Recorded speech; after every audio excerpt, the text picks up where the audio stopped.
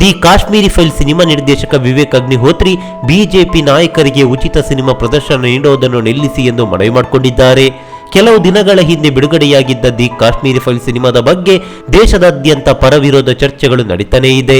ಕಾಶ್ಮೀರದಲ್ಲಿ ಹಿಂಸೆ ಅತ್ಯಾಚಾರವನ್ನು ಅನುಭವಿಸಿ ದಕ್ಷಿಣದ ಕಡೆಗೆ ವಲಸೆಗೈದ ಕಾಶ್ಮೀರಿ ಪಂಡಿತರ ರಕ್ತಪಾತದ ಕಥೆ ಹೇಳುವ ಸಿನಿಮಾವನ್ನು ಸರ್ಕಾರ ಜನರಿಗೆ ತೋರಿಸಲು ತೆರಿಗೆ ಮುಕ್ತಗೊಳಿಸಿತ್ತು. ಇದೀಗ ಭಾರಿ ಸುದ್ದಿಯಾಗ್ತಾ ಇರುವ ದಿ ಕಾಶ್ಮೀರಿ ಫೈಲ್ ಸಿನಿಮಾವನ್ನು ಜನರಿಗೆ ತೋರಿಸಲು ಹಲವು ಬಿಜೆಪಿ ನಾಯಕರು ಉಚಿತ ಪ್ರದರ್ಶನಗಳನ್ನು ನೀಡುತ್ತಿದ್ದಾರೆ. ಆದರೆ ಬಿಜೆಪಿಯವರು ಮಾಡ್ತಾ ಇರುವ ಈ ಕೆಲಸಕ್ಕೆ ಸಿನಿಮಾ ನಿರ್ದೇಶಕ ವಿವೇಕ್ ಅಗ್ನಿಹೋತ್ರಿ ತೀವ್ರ ವಿರೋಧವನ್ನು ವ್ಯಕ್ತಪಡಿಸುತ್ತಿದ್ದಾರೆ.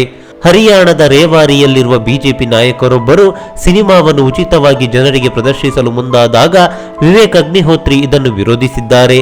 ತಮ್ಮ ಟ್ವಿಟರ್ ಖಾತೆಯಲ್ಲಿ ಇದರ ಬಗ್ಗೆ ಬರೆದಿರುವ ಅಗ್ನಿಹೋತ್ರಿ, ದಿ ಕಾಶ್ಮೀರಿ ಫೈಲ್ ಸಿನಿಮಾವನ್ನು ಉಚಿತವಾಗಿ ತೋರಿಸೋದು ಅಪರಾಧ. ಈ ರೀತಿ ಉಚಿತ ಪ್ರದರ್ಶನ ನೀಡುವುದನ್ನು ನಿಲ್ಲಿಸುವಂತೆ ನಾನು ವಿನಂತಿಸುತ್ತಿದ್ದೇನೆ. ರಾಜಕೀಯ ನಾಯಕರು ಸೃಜನಾತ್ಮಕ ವ್ಯವಹಾರಗಳನ್ನು ಗೌರವಿಸಬೇಕು. ನಿಜವಾದ ರಾಷ್ಟ್ರೀಯತೆ ಹಾಗೂ ಸಮಾಜ ಸೇವೆ ಅಂದರೆ ಕಾನೂನನ್ನು ಪಾಲಿಸುವುದು ಹಾಗೂ ಶಾಂತಿಯುತ ರೀತಿಯಲ್ಲಿ ಟೀಕೆಯನ್ನು ಖರೀದಿಸುವುದು ಎಂದು ಹೇಳಿದ್ದಾರೆ. ದಿ ಕಾಶ್ಮೀರಿ ಫೈಲ್ ಸಿನಿಮಾ 1990ರಲ್ಲಿ ಕಾಶ್ಮೀರದಲ್ಲಿ ನಡೆದ ನೈಜ ಘಟನೆಯನ್ನು ವಿವರಿಸುತ್ತೆ.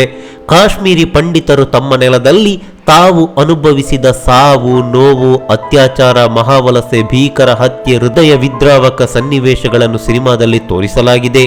ನಮಸ್ಕಾರ.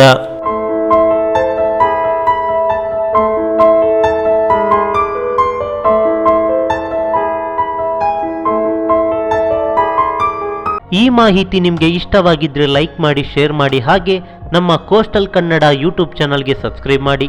ನಮ್ಮ ಹೆಚ್ಚಿನ ಅಪ್ಡೇಟ್ಸ್ಗಳಿಗಾಗಿ ಕೋಸ್ಟಲ್ ನೆಟ್ವರ್ಕ್ ಇನ್ಸ್ಟಾಗ್ರಾಮ್ ಪೇಜ್ ಹಾಗೆ ಫೇಸ್ಬುಕ್ ಪೇಜ್ಗೆ ವಿಸಿಟ್ ಮಾಡಿ. ಧನ್ಯವಾದಗಳು.